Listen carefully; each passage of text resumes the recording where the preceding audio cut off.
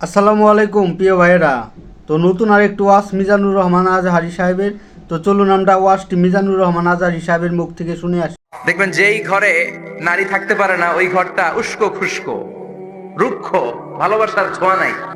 ওই ঘরের মধ্যে মাধুর্যতা নাই, প্রেম নাই, মমতা নাই, সব কেমন যেন অগোছালো। কারণ নারীর হাত পেলে একটা ঘর যেরকম সুন্দর হয়, নারীর হাত না লাগলে ঘরটাকে ওই রকম সুন্দর করে সাজানো যায়। মাঝে মাঝে আমরাও ঘরকে পরিচ্ছন্ন করতে চাই, কিন্তু মেয়েরা যেমন করে সাজায় আমরা তেমন করে পারি নাকি? আমরাও মাঝে মাঝে রান্না করি, মহিলা রান্না করলে যেই স্বাদ হয় আমাদেরটা ওইটা হয়। কথা বলেন। এজন্য আল্লাহ বললেন ওয়াকারনা ফি বুয়ুতিকুন্না, ঘরে থাকবা, পুরুষরা থাকবে বাইরে, তোমরা প্রয়োজনে বাইরে যাবা। আর পুরুষরা রাত্রি বেলায় বিশ্রামের প্রয়োজনে ঘরে আসবে। কার কথা? আবার আল্লাহ নারীদেরকে বললেন চোখ নামাও, আমাদেরকেও বললেন চোখ নামাও, তাদেরকেও বললেন চোখ নামাও। ওয়াকুল্লিল মুমিনাতি ইয়াগদুদনা মিন আবসারিহিন, ও নবী নারীদেরকে বলেন তারাও যেন পরপুরুষ দেখলে চোখ নামিয়ে রাখে। ওয়াহফাজনা ফুরুজাহুন্না, তারা যেন তাদের প্রাইভেটসকে হেফাজত করে। ওয়ালা ইউবদিনা জিনাতাহুন্না ইল্লা মা যাহারা মিনহা, দেহের সৌন্দর্য যেন বের না করে দেয়। ওয়ালিয়াদরিবনা বিখুমুরিহিন্না আলা জুয়ুবিহিন্না, আর তাদের বুকের উপরে যেন একটা চাদর নামিয়ে দেয়। সুবহানাল্লাহ। ওড়নাটা যেন, উন্নত বক্ষটা তারা ঢেকে রাখে। এখন বুকের উপরে ওড়না থাকে না, ওড়না থাকে গলায়। ওড়না থাকবে কোথায়? নারীদের বুকের উপরে ওড়না থাকবে, চাদর থাকবে, গলার মধ্যে ওড়না রাখার জন্য বলা হয় নাই। ওয়ালিয়াদরিবনা বিখুমুরিহিন্না আলা জুয়ুবিহিন্না, বুকের উপরে রাখো, নিজেকে ঢেকে রাখো, হেজাব করো। হেজাব করলে নারীর মর্যাদা বাড়িয়ে দেয় কে? হেজাব নারীর সৌন্দর্যের প্রতীক, আভিজাত্যের প্রতীক, তার রূপের প্রতীক। এটা তার অধিকার। কেমন করে হেজাব দেহ থেকে সরাতে হয়, কেমন করে দেহ থেকে কাপড় নামানো যায়, এটা হইল শয়তানের মিশন। এটা কি? শয়তান যখন নিষিদ্ধ ফল সাইয়েদনা আদম আর হাওয়া আলাইহিস সালামকে খাইয়ে দিল, সাথে সাথে জান্নাতের কাপড় পড়ে গেল। জান্নাতেও কাপড় খুলে দিল, দুনিয়াতেও খোলে। ঠিক কি না? শয়তানের মিশনই এইটা, কাপড় যত কমানো যায়। এজন্য খবরদার, আপনারা অনেক সম্মানিতা। খেয়াল রাখবেন, পৃথিবীতে যে জিনিসের মর্যাদা যত বেশি, সম্মান যত বেশি, যেটা যত বেশি দামি, ওইটা তত বেশি প্যাকেটের ভিতরে থাকে। ঠিক কিনা? ঝিনুকের ভিতরে থাকে মতি, মতি খোলা থাকে না। আবার যেখানে গ্লাস ফিটিং করা স্বর্ণ রাখা হয়, ওইখানেও কয়েকটা লকার সিস্টেম আছে না নাই? ঘরে যখন আমরা অর্নামেন্টস রাখি, গহনা রাখি, ঘরের সবচেয়ে গোপন কক্ষের ভেতরে, গোপন আলমারির ভেতরে, গোপন সিন্ধুকের গোপন ড্রয়ারের ভেতরে কয়েকটা তালা মেরে স্বর্ণ রাখি। জোরে কোন ঠিক কিনা? হেজাব যারা করে তারা বিপদে পড়ে না, কারণ হেজাব করলে এক একটা নারীকে জান্নাতের হুর পরীর মতো লাগে। ঠিক কিনা? সম্মানে মাথাটা নিচু হয়ে আসে, তাকাতে গেলেও ভয় লাগে। আল্লাহু আকবার, কি সম্মান আল্লাহ দিলেন! এজন্য আমার মায়েরা, বোনেরা, আপনাদের সম্মান রব্বুল আলামিন হেজাবের ভেতরে রেখেছে। হেজাব হচ্ছে আপনার সিকিউরিটি। হেজাব কি? এটা আল্লাহর দেয়া আপনার জন্য সিকিউরিটি। আপনি আপনার সিকিউরিটিকে নষ্ট করতে পারবেন? এজন্য ইসলাম বলে খবরদার, নারী যদি কোনো দূরের জায়গায় সফর করে, দূরের রাস্তায় সফর করে, নারী যেই তো সম্মানিত, একা একা কোনো নারী যেতে পারবে না। সিকিউরিটির দরকার আছে না নাই? বডিগার্ডের দরকার আছে না নাই? কেউ যখন বাংলার জমিন থেকে মক্কায় উমরা করতে যায়, মাহরাম পুরুষ না থাকলে তারে ভিসা দেয়, কারণ সম্মানিতা, বডিগার্ড লাগবে। মাহরাম পুরুষ না থাকলে উমরার ভিসা হয় না, হজের ভিসা হয় না, কারণ লম্বা সফর, আর যে সফর করবে সে সম্মানিতা। সম্মানিতা নারীর জন্য সিকিউরিটির দরকার আছে না নাই? বডিগার্ড লাগবে কি লাগবে না? কি সম্মান ইসলাম আমাদেরকে দিল বুঝলামই না আমরা। আপনাদেরকে প্রোটেক্ট করার জন্য, আপনাদের সিকিউরিটি এনশিওর করার জন্য আল্লাহ তাআলা হেজাবের বিধান দিয়েছে। চিল্লায় পড়েন সুবহানাল্লাহ।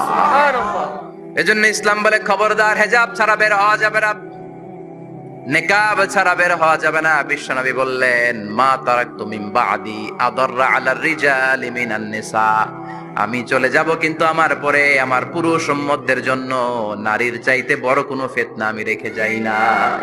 আর বনি ইসরাইলের জামানায় সবচেয়ে বড় ফিতনা হয়েছিল নারীর ফিতনা, নারী কেলেঙ্কারি।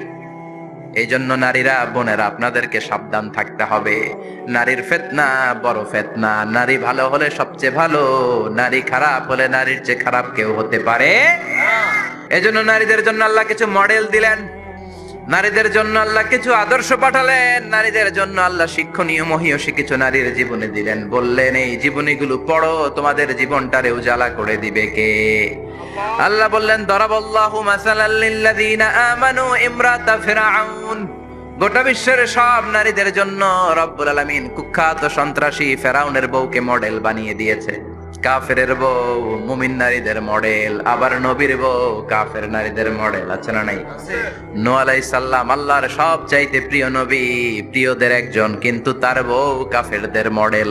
6 জন নারীর জীবনীর কথা আমি রেকমেন্ড করি, সাজেস্ট করি যে 6 জন নারীর জীবনী মুখস্থ, ঠোঁটস্থ, অন্তস্থ থাকতে হবে প্রতিটা নারীর জন্য। আশা করি মায়েরা বোনেরা শুনছেন। 1 নম্বরে হচ্ছে হাজার, উম্মে ইসমাইল, সৈয়দনা ইব্রাহিমের বউ, সৈয়দনা ইসমাইল আলাইহিস সালামের আম্মা, নাম হলো হাজার। আমরা বলি বিবি হাজরা, আসলে নামটা হচ্ছে হাজার। এই হাজার হচ্ছে আপনাদের 1 নম্বর মডেল। 2 নম্বর কুখ্যাত সন্ত্রাসী ফেরাউনের বউ আসিয়া আপনাদের 2 নম্বর মডেল। 3 নম্বরে ঈসা আলাইহিস সালামের আম্মা মারিয়াম আলাইহিস সালাম আপনাদের মডেল। বিশ্ব নবীর প্রথম বউ খাদিজা আপনাদের মডেল। বিশ্ব নবীর একমাত্র কুমারী বউ মা আয়েশা আপনাদের মডেল। আর বিশ্ব নবীর কলিজার টুকরা সাইয়্যিদাতুনা ফাতিমা আপনাদের জন্য মডেল। সুবহানাল্লাহ পড়ে। বিশ্ব নবী বলেছেন কামুলা মিনার রিজালি কাসির, পুরুষদের মধ্যে কামেল পুরুষের অভাব নাই। ওয়ালাম ইয়াকমুল মিনান নিসা ইল্লা আরবা, নারীদের মধ্যে কামেল নারী হচ্ছে 4 জন। কয়জন? 4 জন। এরপরে আবার বাড়ালেন আয়েশার কথা, আবার বাড়ালেন ফাতেমার কথা, মোট হয়ে গেল 6 জন। সুবহানাল্লাহ পড়েন। মোট কয়জন? 6 জন। আসলে এই 6 জনের জীবনী থেকে একটা একটা করে শিক্ষা আমরা মনে রাখার চেষ্টা করি, তাহলে জীবন উজালা হয়ে যাবে। হাজার আলাইহিস সালাম, ওনার জীবনী থেকে শিক্ষা হচ্ছে তাওয়াক্কুল আলাল্লাহ, বিপদে আপদে সবসময় ভরসা কার উপর? আমাইয়াতাওয়াক্কাল আলাল্লাহি ফাহুয়া হাসবু, যে ব্যক্তি আল্লাহর উপর ভালো করে তাওয়াক্কুল করে একমাত্র আল্লাহই তার জন্য যথেষ্ট হয়ে যায়। হাজার আলাইহিস সালাম, ওনার জীবনী থেকে শিক্ষা হচ্ছে আল্লাহর উপর তাওয়াক্কুল।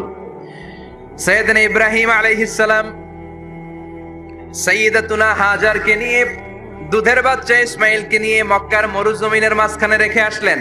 মানুষ নাই, প্রাণী নাই, খাওয়ার পানি নাই, কেউ নাই, একটা মাত্র পানির মশক। একটা মশকের ভেতরে সামান্য কিছু পানি। দুধের বাচ্চা ইসমাইলকে নিয়ে সাইয়্যিদাতুনা হাজার দাঁড়িয়ে রইলেন।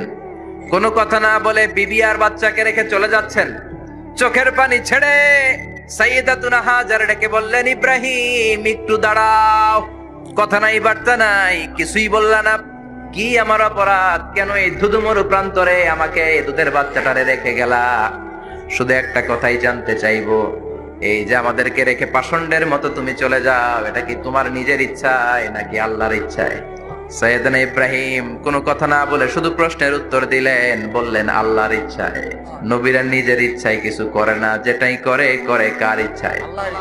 সাইয়্যিদাতুনা হাজার বললেন ইদান লা ইউদাইয়ুনাল্লাহ, তোমার ইচ্ছায় যদি আমাদেরকে রেখে না যাও, আল্লাহর ইচ্ছায় যদি রেখে যাও, তাহলে আমার ভরসা আছে আল্লাহ আমাদেরকে নষ্ট হতে দিবে না, আল্লাহ আমাদেরকে কোনো কষ্ট দিবে না। আমার আল্লাহই আমার জন্য যথেষ্ট। সুবহানাল্লাহ। ঠিকই আল্লাহ যথেষ্ট হয়েছেন। এই মহিলাকে দিয়ে মক্কা আবাদ হয়েছে। মক্কায় কোনো মানুষ থাকতো না, এখন মক্কায় গেলে জায়গা পাওয়া যায়। 25 লক্ষ লোক আমরা হজ করেছি এবার। প্রতিদিন 3 লক্ষ 4 লক্ষ মসজিদুল হারামে একসাথে জামাত। জুমার নামাজের দিন 5 লক্ষ 7 লক্ষ 10 লক্ষ হয়ে যায়। এতগুলো মানুষ আগে ছিল না। সব হলো সাইয়্যিদাতুনা হাজারের ইমানের ফসল। সুবহানাল্লাহ। ইমানের পরীক্ষা দিতে লাগলেন। একদিনের ব্যবধানে খাওয়ার পানির মশকের পানি শেষ। ইসমাইল আলাইহিস সালামের পায়ের ধাক্কায় জমজমের পানি এলো। জুরহুম নামক একটা গোত্র যাচ্ছিল, তারা এসে ওনার হাতে মুরিদ হলো। সুবহানাল্লাহ। তারা এসে বলল আমাদেরকে শুধু জমজমের পানি খেতে দেন, আপনি যা বলবেন সব আমরা মেনে নিলাম। শুরু হলো মক্কার আবাদ। হাজার হাজার মানুষ বাড়তে শুরু করলো। মক্কা শহরের এক্সপানশন হলো। গোটা বিশ্ব থেকে লক্ষ লক্ষ মানুষ এখন মক্কার দিকে ছুটে চিল্লায় বলেন ঠিক কি না? এজন্য আমার মায়েরা অনেক লম্বা জীবনী, তার একটা ঘটনাই বললাম। সাইয়্যিদাতুনা হাজার, ওনার জীবনী থেকে আমার মায়েদের বোনেদের জন্য শিক্ষা, তাওয়াক্কুল আলাল্লাহ, বাঁচি আর মরি, সুস্থ থাকি আর অসুস্থ থাকি, বিপদে থাকি আর যেই কোনো সমস্যায় থাকি না কেন, ভরসা করতে হবে একজনের উপর, তিনি কে? সব সময় আত-তাওয়াক্কুল আলাল্লাহ, আল্লাহর উপর ভরসা করতে হবে। আমার মায়েরা, আমার বোনেরা, 2 নম্বরে বলেছি কার কথা? আসিয়া রাদিয়াল্লাহু তাআলা আনহা আলাইহাস সালাম, ফেরাউনের স্ত্রী। এই মহিলা অনেক দামি মহিলা, মুসা আলাইহিস সালামের পালক মা। নিজের সন্তান ছিল না, সাইয়েদনা মুসা আলাইহিস সালামকে লালন পালন করেছেন। গোপনে গোপনে মুসা আলাইহিস সালামের উপর ঈমান এনেছেন। গোপনে গোপনে রাত্রিবেলা তাহাজ্জুদ পড়ে চোখের পানি ছেড়ে চাইতেন কার কাছে?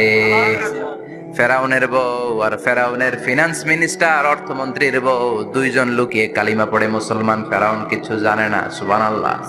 কি আল্লাহর খেলা!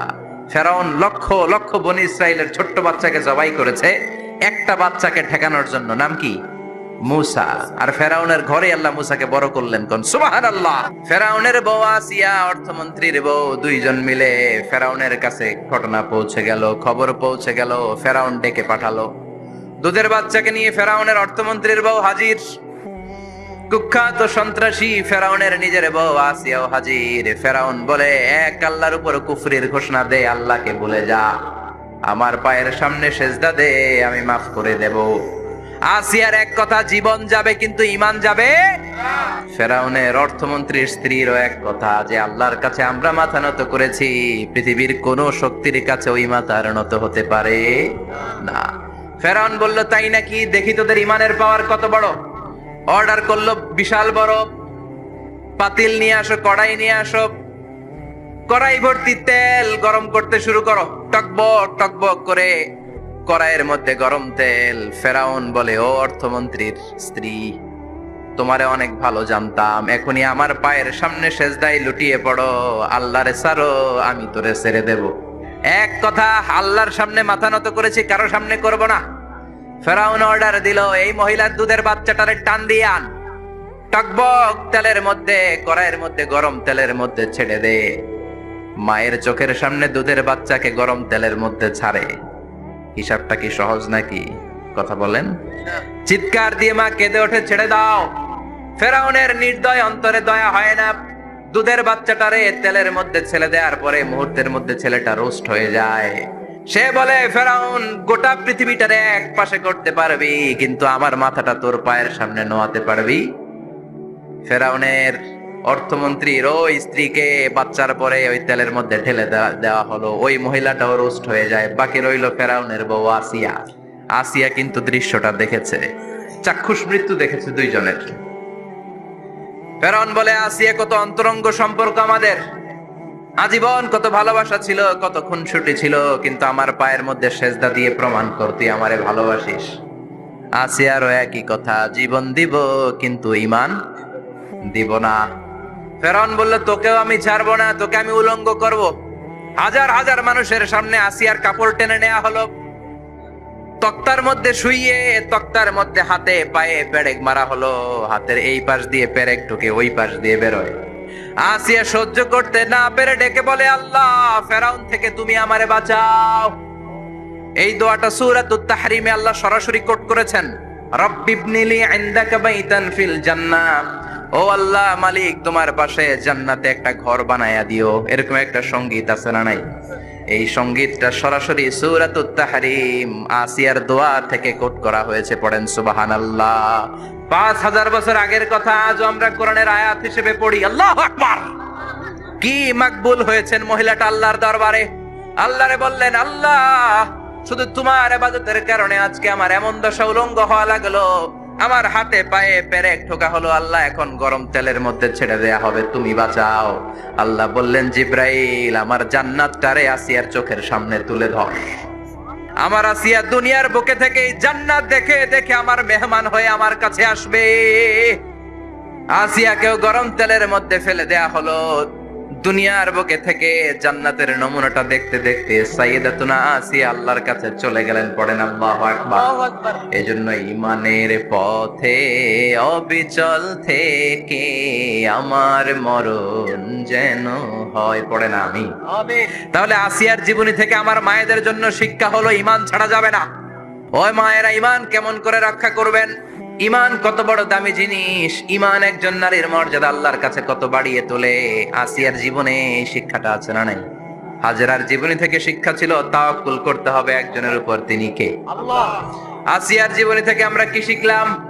ইমান রক্ষা করতে হবে। জীবন যাবে, ইমান যাবে, জীবন যাবে, ইমান যাবে। 3 নম্বরে মারিয়াম আলাইহাস সালাম, আজীব একটা মহিলা, স্বামী ছাড়া তার পেটের ভেতরে সন্তান দিয়েছে কে? আবার উনার নামে কোরআনে একটা সূরা দিয়েছে কে? কি নাম? সূরাতু মারিয়াম, কাফ হা ইয়া আইন সাদ, যিকরু রাহমাতি রাব্বিকা আবদাহু জাকারিয়া। আল্লাহু আকবার। কি সুন্দর সূরা, কি অন্তমিল, কি চমৎকার ঘটনার বর্ণনা।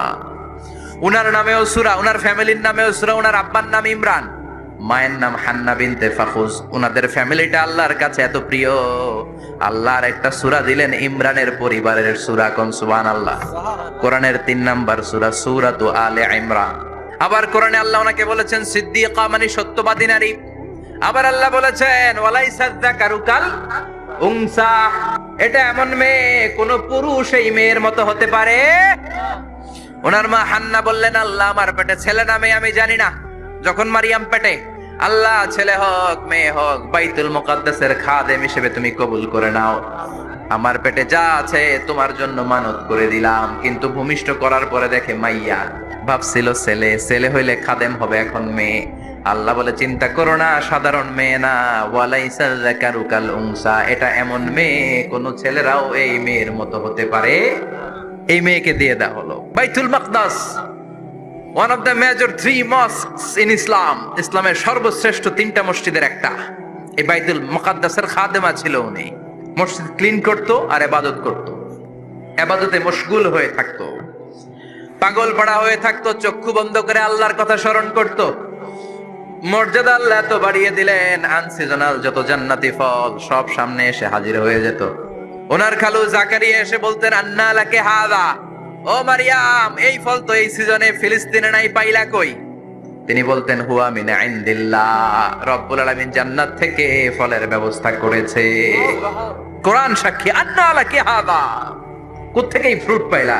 আনসিজনাল, এটা তো এখানে নাই। উনি বললেন হুয়া মিন ইনদিল্লাহ, ইন্নাল্লাহ ইয়ারযুকু মান ইয়াশাউ বিগাইরি হিসাব, আল্লাহ এরকম যারে চায় বিগাইরি হিসাব রিজিক দিয়ে থাকে। সুবহানাল্লাহ বলেন। তার মানে মারিয়ামের জীবনী থেকে আমাদের শিক্ষা, আমার মায়েরা বোনেরা ইবাদতে মশগুল থাকতে হবে। কিন্তু দুর্ভাগ্যজনক হলেও সত্যি, আমার বোনেরা জি বাংলা নিয়ে মশগুল থাকে। খবরদার, জি বাংলা, স্টার জলসা, হিন্দি মুভি নিয়ে মশগুল থাকা যাবে না আমার বোনেরা। আপনিই পারেন আপনার ফ্যামিলিটারে জান্নাতি ফ্যামিলি বানাতে, আপনিই পারেন পরিবারটারে শান্তিময় করতে। নারী ভালো তো পরিবার ভালো। এজন্য মারিয়াম আলাইহাস সালামের জীবনী থেকে আমার বোনদের জন্য শিক্ষা, ঘরের সব কাজ শেষে অবসর যেই সময়টা পাবো ইবাদতে মশগুল হয়ে যাব, ঠিক কিনা? ইবাদতে মশগুল থাকার দরকার আছে না নাই? তাহলে মারিয়ামের মতো আপনাদের মর্যাদাও বাড়িয়ে দিবে কে? এরপরে বিশ্বনবীর প্রথম বউ খাদিজা, প্রথম নারী যিনি কালিমা পড়ে ইসলাম ধর্ম গ্রহণ করেছেন, আমাদের আম্মা জান। বিশ্বনবীর প্রথম বউ, 25 বছর বিশ্বনবীর সাথে সংসার করেছেন, 3 বছর বিশ্বনবীর সাথে জেল খেটেছেন, শিয়াবে আবি তালেবে। কেমন বউ? জামাইও জেলখানায়, বউ জেলখানায়। বিশ্বনবীর সবগুলো বাচ্চা সন্তান ছেলে মেয়ে এই মহিলার গর্ভ থেকে এসেছে, একজন ছাড়া ইব্রাহিম। ইব্রাহিম বিশ্বনবীর আরেক বউ মারিয়ার গর্ভে এসেছে, বাকি সব খাদিজার গর্ভে। যে আমরা ফাতেমা, বিশ্বনবীর কন্যার নাম কি? ফাতেমার মায়ের নাম কি? খাদিজা। সুবহানাল্লাহ। ফাতেমা, রুকাইয়া, উম্মে কুলসুম, জায়নাব, এই 4 জনের মাই খাদিজা। আবার আব্দুল্লাহ, কাসেম, এদের মায়ের নামও খাদিজা। বিশ্বনবীর সব সন্তান এসেছে খাদিজার পেট থেকে। বরকত বেশি না কম? বিশ্বনবী ভয় পেলে খাদিজার কাছে গেলে ভয় কেটে যেত, সাহস যোগাতেন, শেল্টার দিতেন, ছাতার মতো মাথার উপরে দাঁড়িয়ে থাকতেন। আল্লাহু আকবার। বিশ্বনবী বলতেন রুজিক তো হুব্বাহা, খাদিজার ভালোবাসা আমার অন্তরে আল্লাহ রিজিক হিসেবে দিয়েছে। আবার বিশ্বনবী বলতেন আল্লাহ যেই কিয়ামতের দিন বন্ধু বন্ধুরে চিনবে না, ভাই ভাইরে চিনবে না, কেউ কাউরে চিনবে না, ওই কঠিন দিনে আমি আমার খাদিজারে যেন ভুলে না যাই, আমার খাদিজারে যেন দেখা মাত্রই চিনতে পারি এটা আমার খাদিজা। কি মহিলা ছিল! বিশ্বনবীকে সবসময় আগলে রেখেছে, শেল্টার দিয়েছে, পতিভক্ত ছিল। খাবার নিয়ে বিশ্বনবীর জন্য এদিক সেদিক যেতেন, বিশ্বনবী না আসলে খেতেন না। বিশ্বনবীকে কলিজার চাইতো বেশি ভালোবাসতো, পতি যা বলবে তাই শুনতো। ও মায়েরা, খাদিজাতুল কুবরার জীবনী থেকে আপনাদের জন্য শিক্ষা হলো পতিভক্তি। কি ভক্তি? এখন পতিভক্তি নাই, আমরা করি নারী ভক্তি। মায়েরা, বোনেরা, আপনার স্বামী যদি আপনার উপর নাখোশ থাকে, আপনার এবাদত আপনাকে বাঁচাতে পারবে না। বিশ্বনবী ফাতেমাকে বললেন, ফাতেমা তুমি বিশ্বনবীর মেয়ে হতে পারো, কিন্তু আলী যদি তোমার উপর নাখোশ থাকে তোমার সব শেষ, সব শেষ। আবার বিশ্বনবী বললেন, আমি যদি এক আল্লাহ ছাড়া কারো সামনে মাথাটা নত করার বিধান দিতাম, এক আল্লাহ ছাড়া যদি কাউকে সেজদা করতে আমি বলতাম, আমি দুনিয়ার সব নারীদের বলতাম স্বামীর পায়ে সেজদা দিয়ে পড়ে থাকো। কি সম্মান আল্লাহ দিলেন স্বামীকে। আপনার জান্নাত আপনার স্বামীর ভেতরেই। স্বামীকে সন্তুষ্ট করেন, স্বামীর আনুগত্য করেন, দেখবেন ফ্যামিলিটা সুন্দর হবে। আর স্বামীরা স্ত্রীদেরকে ভালোবাসেন। এরপরে বিশ্বনবীর একমাত্র কুমারী বউ নাম কি? আয়েশা। বিশ্বনবী বললেন, উরিতুকি ফিল মানামি সালাসা লায়াল। আয়েশা, বিয়ের আগে তোরে কিন্তু আমি 3 বার স্বপ্নে দেখছিলাম। বড্ড খুশি হয়ে গেলেন আয়েশা। এরপরে বললেন, 3 বার স্বপ্ন দেখার পরে তোমার ব্যাপারে মনের মধ্যে কেমন কেমন যেন ভালো লাগে। তারপরে একটা ছোট্ট কাগজের মধ্যে, জান্নাতি কাগজ, রেশমি কাপড়ের মধ্যে তোমার চেহারাটা এনে জিব্রাইল বললেন, দেখেন নবী কেমন লাগে। আমি কইলাম, ভালো লাগে। কার মেয়ে? আপনার বন্ধু আবু বকরের মেয়ে, বিয়ে করবেন নাকি? বিশ্বনবী বললেন, ও জিব্রাইল, তুমি যদি ঘটক হও, আল্লাহ যদি হয় কাজী, আমি মোহাম্মদ বিয়েতে রাজি। সুবহানাল্লাহ পড়েন। বিয়ে হয়ে গেল, কিন্তু ঘরে দামি ফার্নিচার নাই, টাকা পয়সাও তেমন নাই, কিন্তু আছে খালি সুখ। আছে কি? যেটা টাকা দিয়ে কিনা যায়। টাকা দিয়ে বাড়ি কিনা যায়, গাড়ি কিনা যায়, সুখ কিনা যায় নাকি? টাকা দিয়ে বিছানা কিনা যায়, বালিশ কিনা যায়, ঘুম কিনা যায় নাকি? কথা বলেন। এজন্য সুখ দেয়ার মালিক কে? মা আয়েশা একমাত্র কুমারী বউ। আদর করে তিনি ডাকতেন হুমায়রা, আবার মাঝে মাঝে ডাকতেন ইয়া আইশু। আয়েশা না, আয়েশু, সংক্ষেপ। এত ভালোবাসতেন মা আয়েশাকে। মা আয়েশা গ্লাসের যেই জায়গা দিয়ে পানি খেতেন, বিশ্বনবী ওই জায়গায় মুখ লাগিয়ে পানি খেত। মা আয়েশা গোশতকে হাড্ডি ফেলে দিলে বিশ্বনবী ওই হাড্ডিটা নিয়ে চষতে শুরু করে দিত। এক বালতি থেকে পানি নিয়ে দুইজনে গোসল করত। আবার বিশ্বনবী মাঝে মাঝে বায়না ধরতো, মাঝে মাঝে রাগও করত। সুবহানাল্লাহ কোন? স্বামী স্ত্রীর মধ্যে একটু রাগ আছে না নাই? রাগ থাকলে ওইটারে আবার ভালোবাসায় পরিণত করে দেয় কে? রাগ না থাকলে ভালোবাসা তো ভালোবাসাই না। রাগ থাকতেই হবে, তাইলে ভালোবাসার মর্ম বোঝা যায়। চিল্লায় বলেন ঠিক কিনা? মাঝে মাঝে মা আয়েশা রাগ করতেন। বিশ্বনবী বলেন, আয়েশা কখন তুমি রাগ করো, কখন তুমি আমারে ভালোবাসো আমি বুঝি। সুবহানাল্লাহ পড়েন। মা আয়েশা বললেন, কেমনে বুঝেন? বিশ্বনবী বললেন, যখন তুমি রাগ করো তখন নামাজের পরে দোয়ার মধ্যে বলো, ও ইব্রাহিম আলাইহিস সালামের আল্লাহ, আপনি আমার উপর দয়া করেন। তার মানে তুমি রাগ করে আছো, আমার নাম নাও নাই। আর যখন আমার উপর খুশি থাকো, নামাজের পরে দোয়াতে বলো, মুহাম্মদ সাল্লাল্লাহু আলাইহি ওয়াসাল্লামের আল্লাহ, আপনি আমাদের উপর রহমত করে।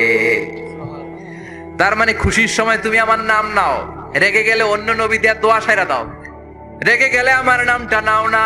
মা এসে বলে, নবী গো, আমি তো শুধু নামটাই মুখ দিয়ে নেই না, কিন্তু কলিজা থেকে তো আপনারে বাদ দিতে পারি না। আল্লাহু আকবার! কি ভালোবাসা!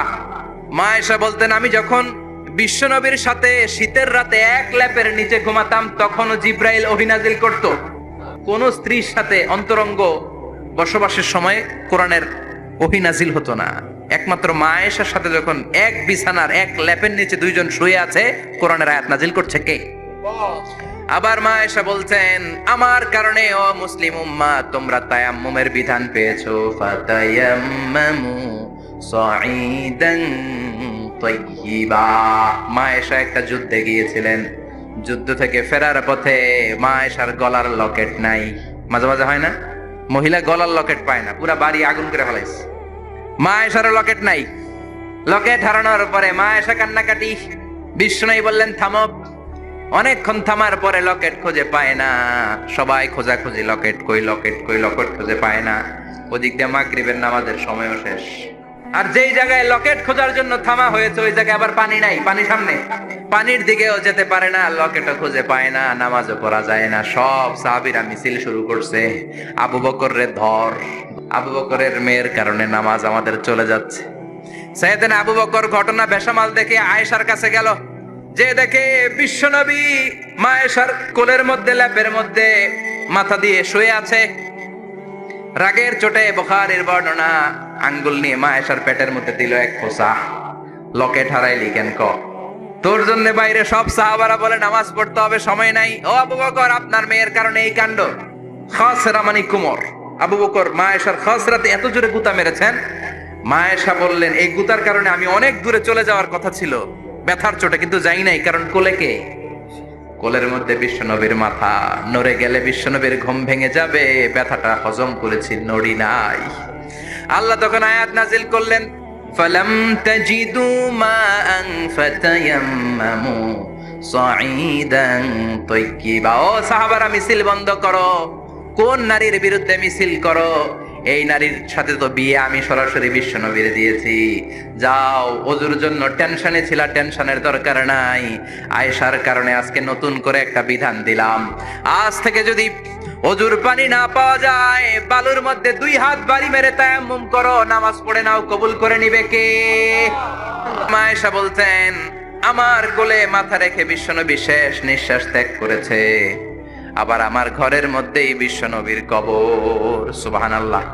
বিশ্বনবীর কবরটা কিন্তু মা আয়েশার ঘরের মধ্যে। এখনো বিশ্বনবীর কবর যেই জায়গায়, এই জায়গায় মা আয়েশার ঘর ছিল। সুবহানাল্লাহ। কোন ফ্যামিলির হাদিস বর্ণনার জন্য মা আয়েশাকে আল্লাহ তাআলা বিশ্বনবীর ট্যাপ রেকর্ডার বানিয়ে পাঠিয়েছেন। যাই বিশ্বনবী বলতেন, ট্যাপ রেকর্ডের মতো রেকর্ড করে সব সাহাবীদের কাছে বর্ণনা করতেন। কত কবিতা উনি নিজে জানতেন, নিজেই জানে না। কত মাসালা যে জানতেন তার কোনো হিসাব নাই।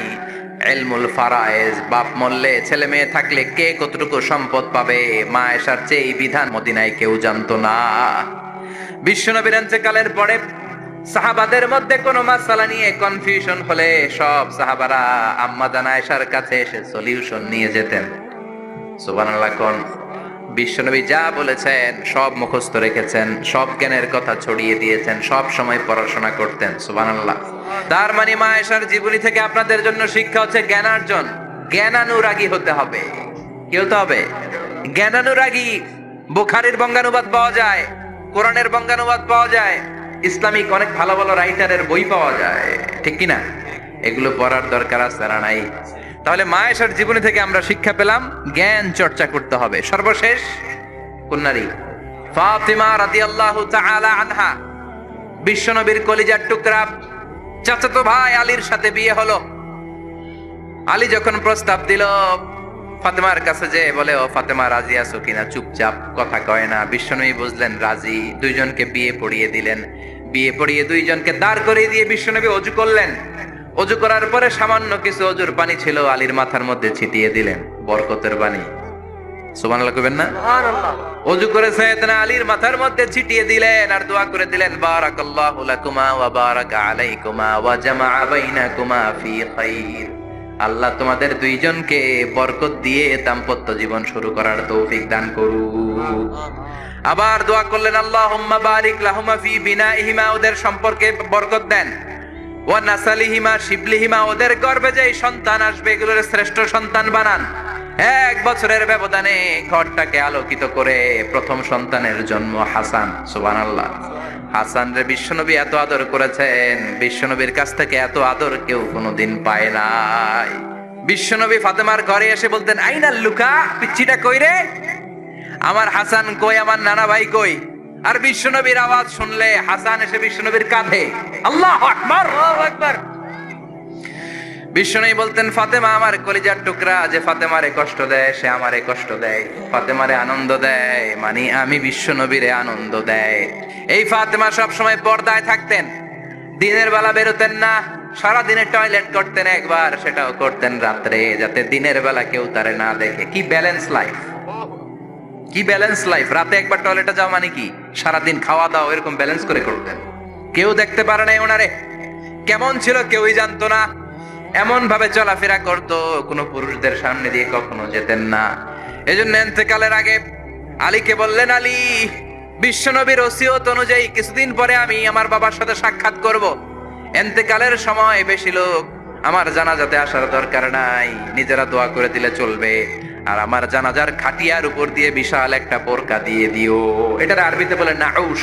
এই প্রথম কোন নারী তার খাটিয়ার উপরে নাউশ ব্যবহার করেছে, জন্য এটাকে বলে সুন্নাতু ফাতিমা, ফাতেমার সুন্নাত। আলীকে বলে গেলেন, আলী অল্প কয়েকজন পুরুষ নিয়ে জানাজা দিও, বেশি মানুষের কাছে আমার নিও না।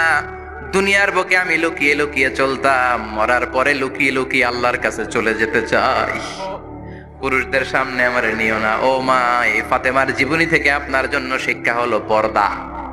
সব সময় পর্দাটা দেহে থাকার দরকার আছে না নাই? রাজি আছেন তো?